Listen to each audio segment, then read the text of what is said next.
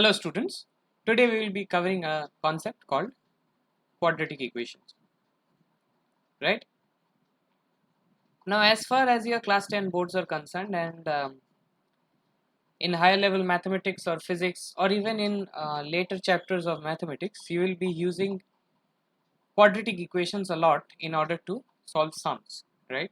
So this is a very important concept, so we should learn it thoroughly, right? Okay, so firstly let's talk about linear equations. Before jumping into quadratic equations, what are linear equations? So see, suppose we have an unknown value x. So if we write an equation in the first power of x, that is x plus some constant c, which equals to 0, this is basically a linear equation. Some examples are x plus 3 equal to 0, x minus 19 equal to 0, x minus 17 plus 23 minus 36 equal to 0. They are all linear equations. Why? Because the power of x is 1 in every equation here, right? So these are called linear equations. Okay. So now what are quadratic equations? Quadratic equations are of the form ax squared plus bx plus c equal to 0, where a is always not equal to 0, right? A cannot be 0. If a becomes 0, then this basically becomes a linear equation, right? Okay.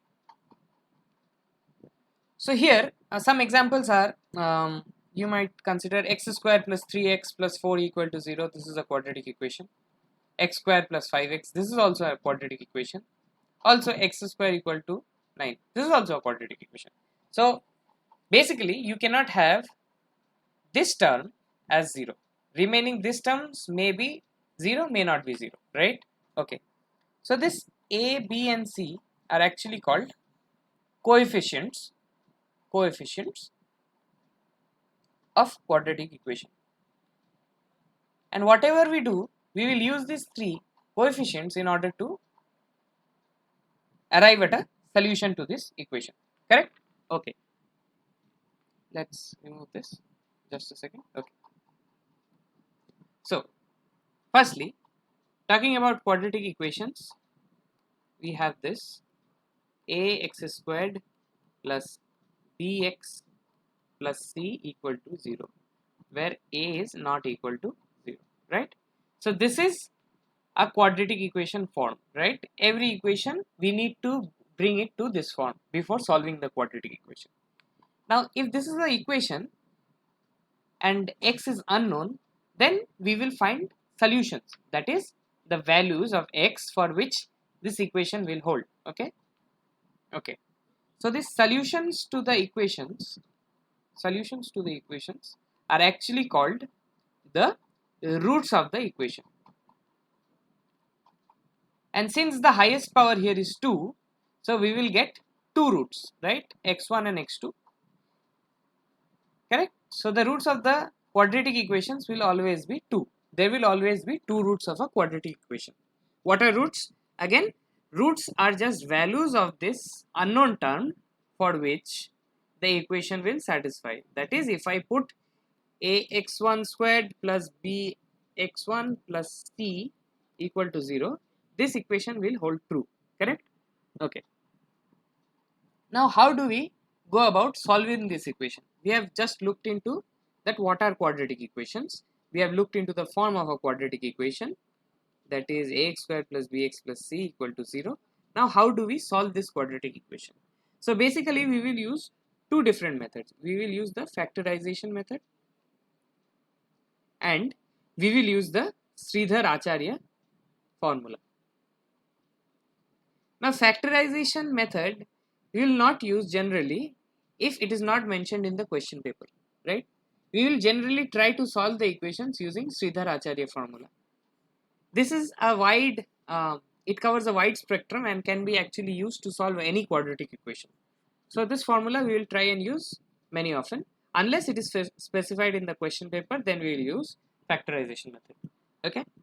So what is Sridhar Acharya formula? Basically, we will have, so if this is the equation ax squared plus bx plus c equal to 0, then the solution or the values of x, that is the roots, will be equal to minus b plus root over b square minus 4ac by 2a, and x will also be equal to minus b minus root over b square minus 4ac by 2a. Correct? So basically we can shorten this and write it like this. Just a second. We can shorten this and we can basically write x will be equal to minus b plus minus root over b squared minus 4ac by 2a. So once you bring your equation to this form, the solutions to the equation just can be calculated using the Sridhar Acharya formula, that is x equal to minus b plus minus root over b square minus 4ac by 2a. Correct? Now, this term, this entire term, this b square minus 4ac, this entire term is called the discriminant. Okay? So this is represented by, we will represent this by d, which will be equal to b square minus 4ac. And this d is very important when we need to know the nature of the roots. So many a times in your questions, they will ask you the nature of the root of an equation. They will give you an equation and they will ask you the nature of the roots. So we just need to do this. So take out the three coefficients a, b and c and just calculate b square minus 4ac. So that is your discriminant. Now to find the nature of roots, this is very important.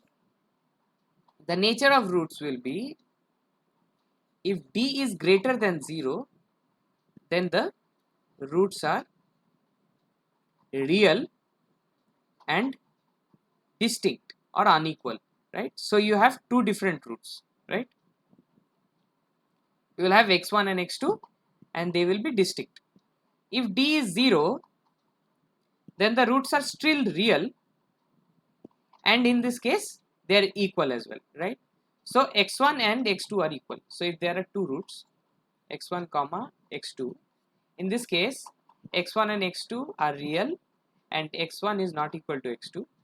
In this case x1 and x2 are real and x1 is equal to x2. And finally, if d is less than 0, then the roots are complex, right? As far as your syllabus is concerned, you will not deal with complex roots. We will learn about complex roots in your +1 and +2, that is in 11th and 12th. Okay. So these roots are basically non-real roots. If you find the equation where the d is less than 0, you will just write that the roots are non-real and you will end the sum there. Okay. Okay. And as for we'll learn two more short tricks which we'll use in later sums. You will realize that they are actually good.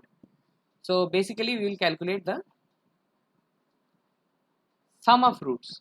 So if x1 and x2 are two roots, then the sum of roots, that is x1 plus x2, will be equal to minus b by a, and the product of roots, that is x1 into x2 will be equal to c by a. Now this concept is actually very important, guys. If you know this concept, you can actually find two roots if you know one root. Okay. Okay, you don't need to solve the entire equation. You can just find out the second root if you know one root. Okay, and also we can use this as a short trick in solving a lot of sums, which we will do later, right? So now we'll not dig deep in at this moment. Firstly, we'll try and understand if we can identify quadratic equations, right? So we'll start off with an example, and you will pause your screens for a moment. You will try it yourself, and then you will look at the solution, right? So suppose this is an equation, x plus 4 whole square equal to 2x minus 1. So is this equation a quadratic equation? So you see that since the highest power is 2 here, right? If we expand this, this will be x square plus 8x plus 16, and here you will have 2x minus 2. No need to simplify here. You see that the highest power is 2. So yes, this equation is a quadratic equation, right? The next example. Suppose x to the power 4 minus 3x plus 1 equal to x minus 3 whole square. So if you expand this, this will be x square minus 6x plus 9, right? So you have a x to the power 2 here. So is this equation a quadratic equation? Pause your screens and tell me the answer. Okay, so this is actually not a quadratic equation. Why? Because the highest power is 4, and in the quadratic equation you just need to have the highest power is 2, correct? And we will do a final sum. So suppose x plus 18 by x equal to x square, where x is not equal to 0, correct? So is this equation a quadratic equation?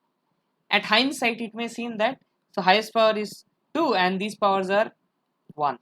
So many students will, what they will do is they will just tick the wrong function that this is a quadratic equation and they will come out.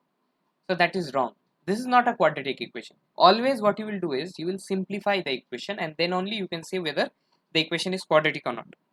So basically this will amount to x square plus 18 by x equal to x square. So this will come as x square plus 18 is basically equal to x cube. Now the highest power is 3, so it is not a quadratic equation. Okay, cool. I hope you had fun. We'll meet in the next class.